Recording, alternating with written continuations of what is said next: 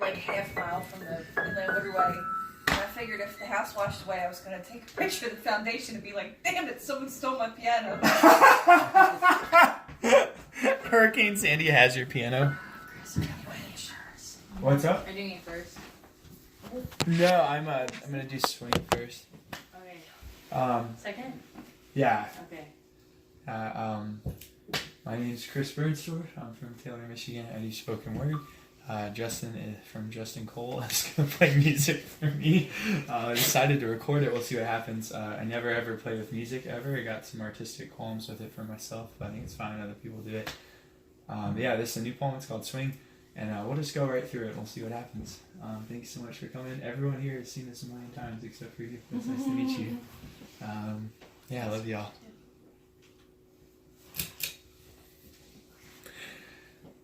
Listen, quantify a sunset. Spreadsheet hydrangea petals, 5-year plan eucalyptus leaves and watermelon seeds, validate the dew, so many prayers on a single blade of grass which is here today and gone tomorrow, divide the salt water by the fresh, what do you get? I have no idea, but the Louisiana brine daily teaches me how to lose myself, fresh and salt, indecipherable in the graceful violence of borders dissolving, the joy of being consumed. I don't know if I care who I am in the metaphor anymore. The Mississippi River riding the central U.S. like a 90-foot slide at a water park, or the gentle Gulf tickling a little child's toes for the first time. I'm lost in the song. Go ahead, market me, count my meter, evaluate my rhythm, underline every simile, sell my skin, airbrush my face, a Big Mac before a photo shoot, auction my teeth, donate my kidneys, and footnote Elliot so it all makes sense. I can't fund a 401k with the joy I get from eating kiwis or save my neighbor's souls watching reruns of The Mentalist. I've never seen a couple survive bankruptcy solely on disciplined hand-holding and kissing at red lights, but there's still something to be said for those things too. And what if all I really needed was a few less plans, and all everyone really needed was a few less policy sessions and a few more songs sung by a few more people serving food? And what if we all took online classes for plastic surgery and secretly replaced everyone's middle finger with a chocolate cake? Crazy, I know.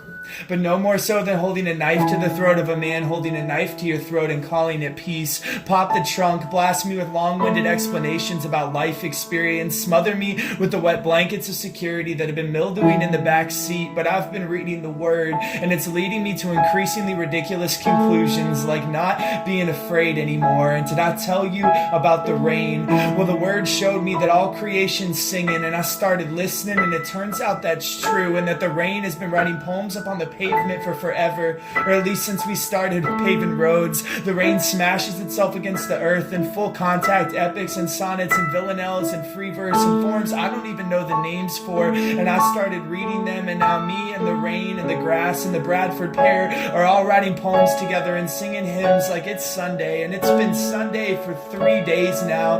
What if our logic was really just our gallbladder? Like, it helps sometimes, but really it's just not the most important piece of the puzzle, and most of us don't know what it's for or how to use it, and most of us end up getting that junk cut out after a while anyway, because sometimes it gets infected and kills people. I have weekly tea parties with Flight of the Conchords grandma and all the emotions and intangibles that live inside my head, and when I finally acted on my suspicions and strip searched the whole room, it turns out courage really does look like a lion.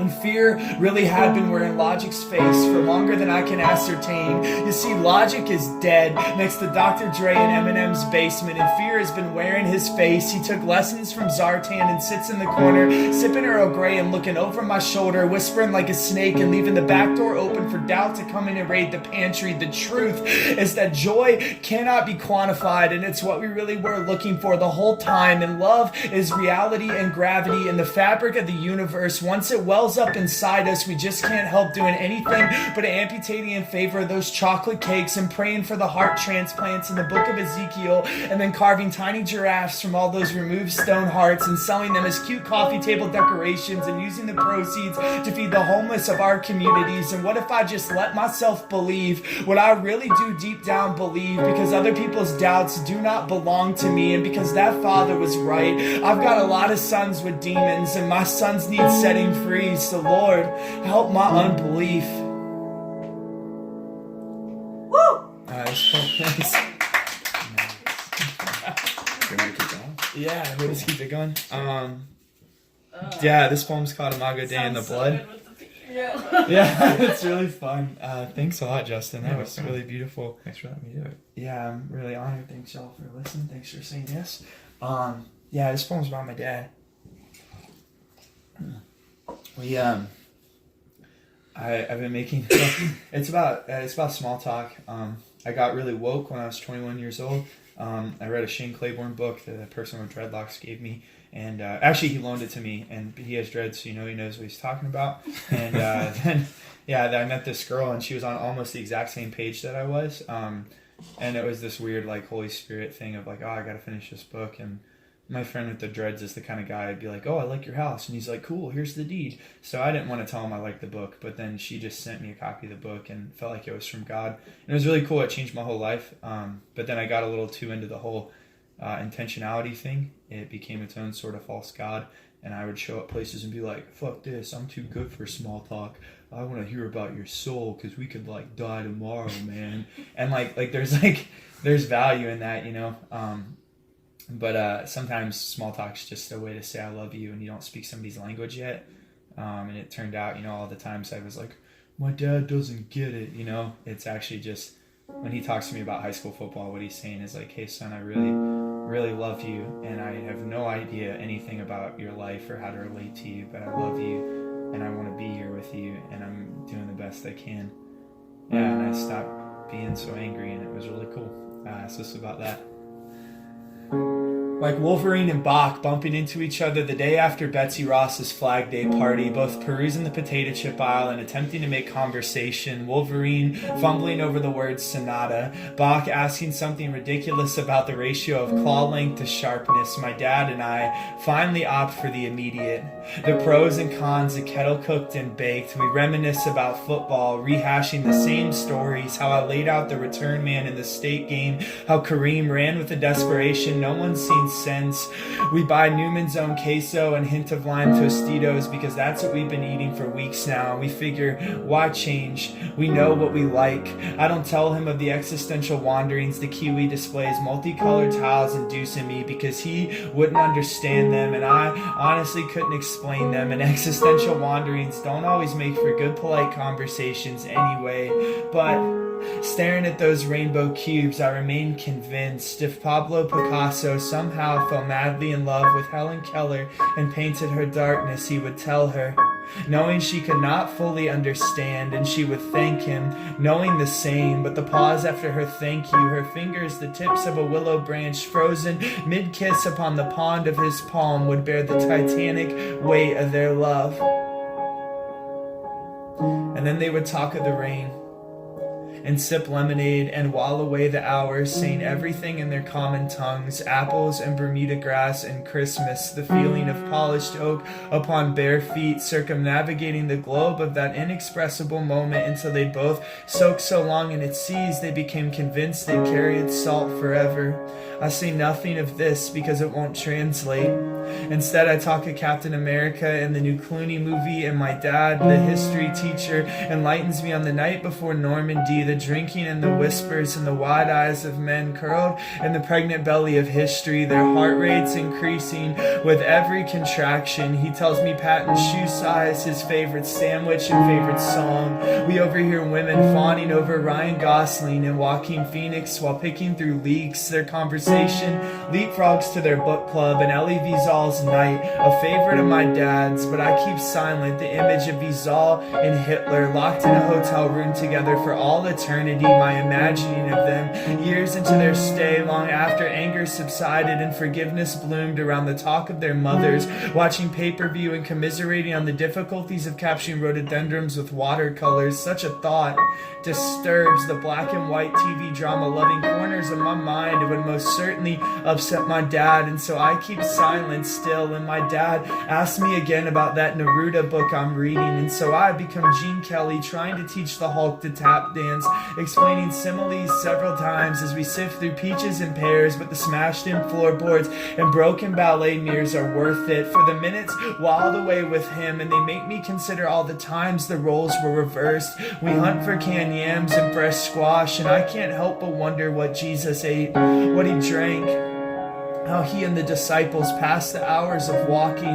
What he talked about with all those prostitutes and tax collectors and lepers, can't help but thinking that some of it must have been beer or baseball, discussions of Milwaukee microbrews or the Mets, or how nothing's been the same since the steroids. At some point the conversation must have shifted to Katie Couric or That's So Raven or How I Met Your Mother, perhaps even to Iraq or Syria or sidewalk chalk or the importance of the DDT to the professional wrestling canon. I can see him laughing about poop and spit up with harlots, because that's what young moms inevitably talk about if put together long enough. I asked my dad about his day, about testing requirements I won't remember and handouts I've never seen. We end up discussing 409 and how well it cleans the students' desks, and so we buy some, and he cracks another joke about a dog and a priest in a petting zoo, one I have never ever thought was funny, but don't ever want him to stop telling, and it becomes apparent that so much of love is transoceanic travel,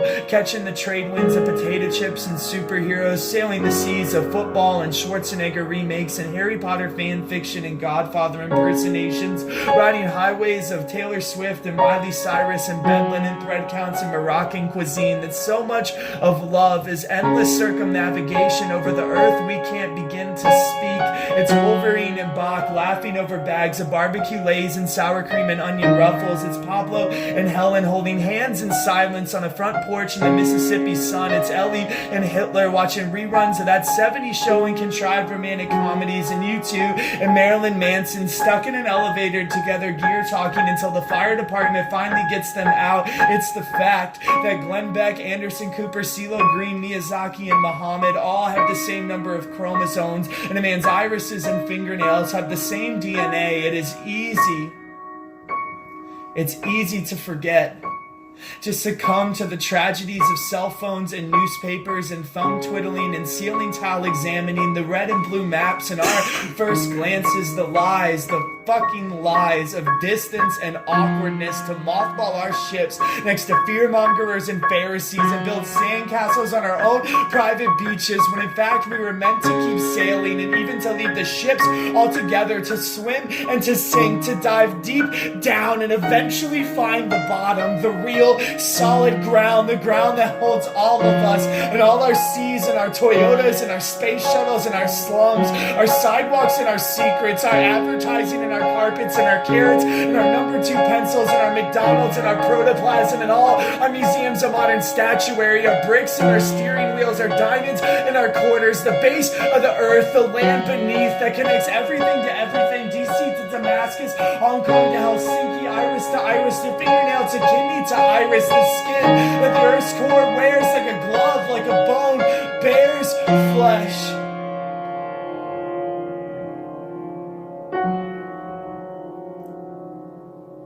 This is the last one. Here. Woo!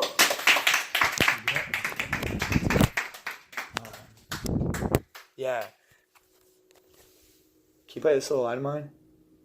Yeah, I can. You want the fun one? Yeah, if it's the last show, we should do it that way. Sorry, I never Justin. did learn the second half of that. I don't really need the first part. Molly asked if we can somebody video this, because Molly asked if you did this one to send it to her. I just ran out Actually, of space. I don't have space. Anybody have I got space? Does anybody You're have best. space? Hopefully I don't run out of space. Oh, you're good. Boy, I wish I knew this better. Hey, Nobody else is going to know it though. I missed at least one thing in each of those poems, so. Did I forget to record? We were right there. It was good. It was really good. Yeah, you guys can all sing. We're just going to sing the first part. It's the line of mine. I'm gonna let it shine. And then go let it shine, let it shine, let it shine. We'll figure it out with this. Alright.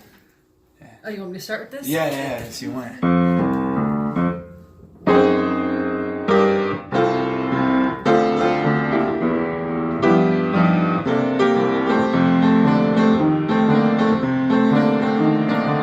This little light of mine, I'm gonna let it shine. This little light of mine, I'm gonna let it shine. This little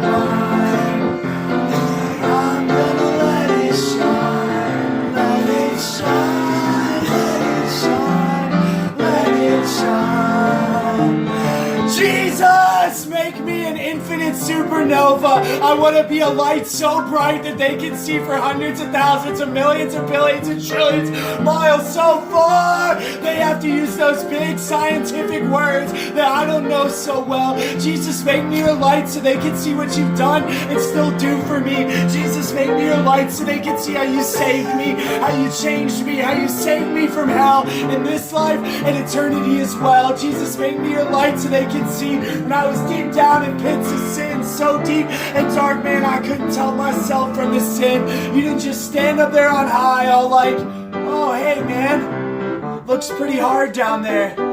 I don't know, just keep loving me, you'll be alright. No, no, no, Jesus, none of that. Make me your light so they can see how you came right down in there, wrapped your arms around me, got fucking messy with it, and pulled me right on out of there, made me whole and complete in you. Jesus, I'll be whatever size light you need me to be. I'll be the supernova, a lighthouse, or a big old searchlight. Or I promise, man, if you need something smaller, I'll just be a little tap light and gladly, or a pen light and gladly, or one of those cool little race car keychain flashlights like my parents got me for Christmas.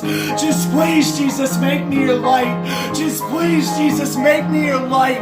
Just please, Jesus, make me your light. And let me shine, let me shine, let me shine. Yeah. Yeah.